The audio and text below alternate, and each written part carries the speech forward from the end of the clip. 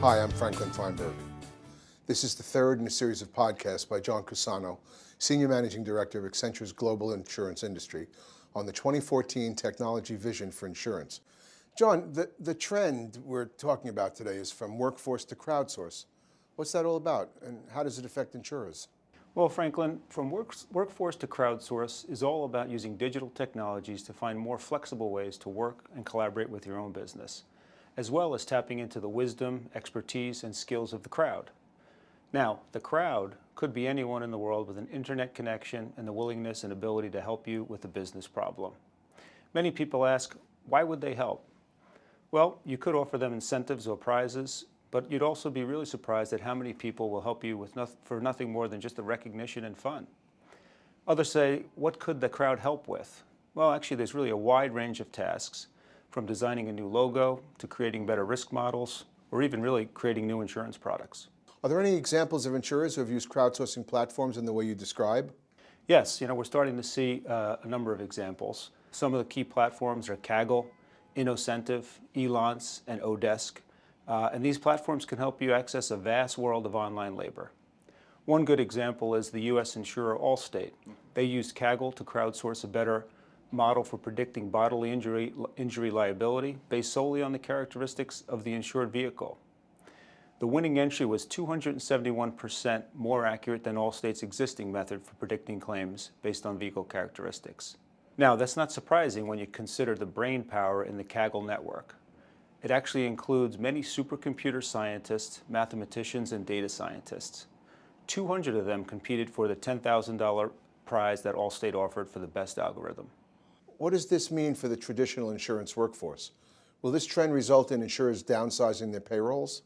Our view is that crowdsourcing really will supplement the workforce rather than replace it. Crowdsourcing is probably not the best fit for some projects where, for instance, confidentiality or control are critically important.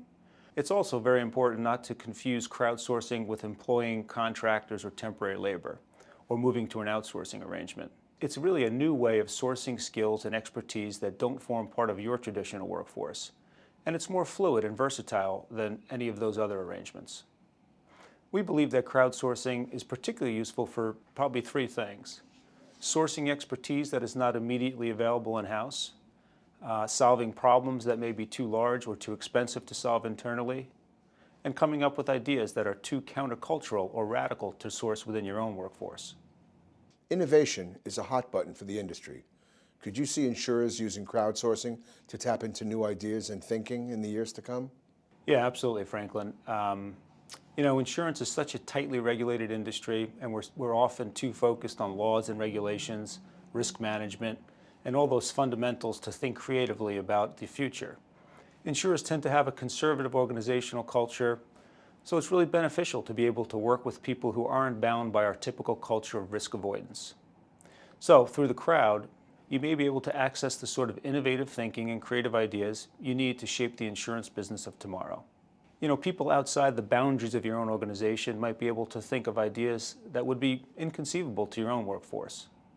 Some of the ideas might sound crazy, but among them you could find a few new solutions to old problems.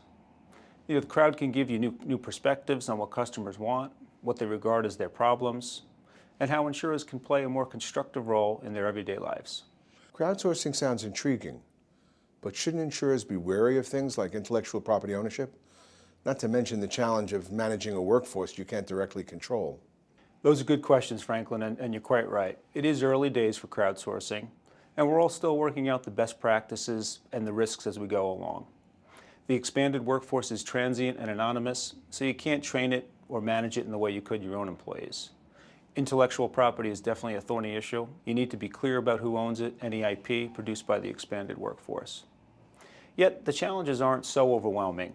So long as the briefs are explicit, your planning is good, you must be clear about the rewards and the incentives, and make sure people know what they're signing up for.